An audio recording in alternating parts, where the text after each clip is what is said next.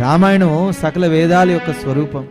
సీతారాముల కథైనా మానవ జాతిని ఉద్ధరించేటటువంటి గొప్ప కల్పతరు.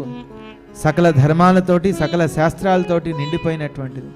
అందులో పంచమకాండ అయినటువంటి సుందరకాండ చాలా విశేషమైనటువంటిది. ఎంత విశేషం అంటే ఎన్నెన్ని కష్టాలున్నా ఆ కష్టాలన్నీ పోగొట్టి సకల అభిష్టాలని ప్రసాదించేటటువంటిది సుందరకాండ. ప్రారంభంలోనే మనకు అది కనబడుతుంది. సీత జాడగని మారుతి హనుమంతుల వారు ఎవరి గురించి అయితే వెళ్తున్నారో ఆ తల్లిని చూసి తిరిగి వస్తాడు, రాగలవాడని, సీత జాడగని రాగలవాడని అని ఈ వానరులందరికీ అంత నమ్మకం వచ్చింది. సుందరకాండ ప్రారంభంలోనే ఆ నమ్మకంతో ప్రయాణం ప్రారంభమవుతూ ఉంటుంది.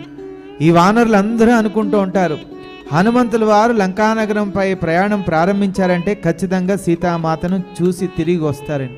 అంత నమ్మకాన్ని కలిగించేటటువంటి కాండ ఈ సుందరకాండ. కథ కూడా ప్రారంభం కాకముందే మొత్తం రామాయణంతో ప్రారంభమవుతుంది. వానరులంతా కలిసి వాళ్ళ కష్టాల నుంచి బయటపడటానికి రాముడి గురించి చర్చించుకుంటూ ఉంటారు.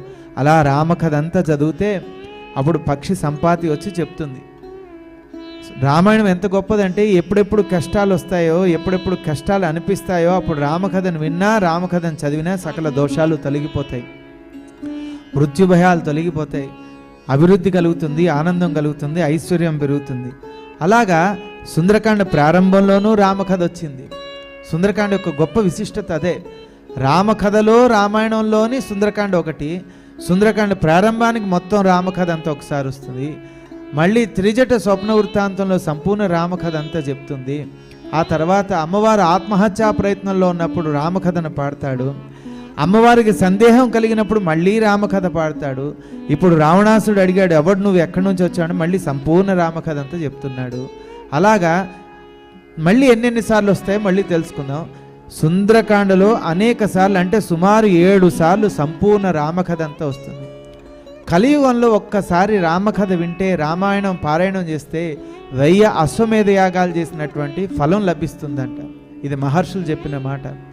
అంటే 7 సార్లు మనం సుందరకాండ పారాయణం, అంటే ఒక్క సుందరకాండలో 7 సార్లు రామకథ వస్తుందంటే 7 సార్లు సంపూర్ణ రామాయణం పారాయణం చేసిన ఫలం లభిస్తుంది.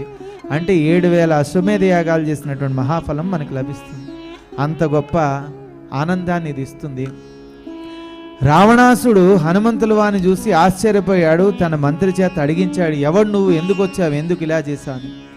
భయం అంటే తెలియనటువంటి హనుమంతుల వారు నిబ్బరంగా నుంచున్నాడు, నిర్భయంగా సమాధానం చెప్తున్నాడు.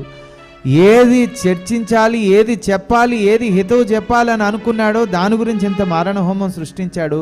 ఆ కోరిక నెరవేరింది.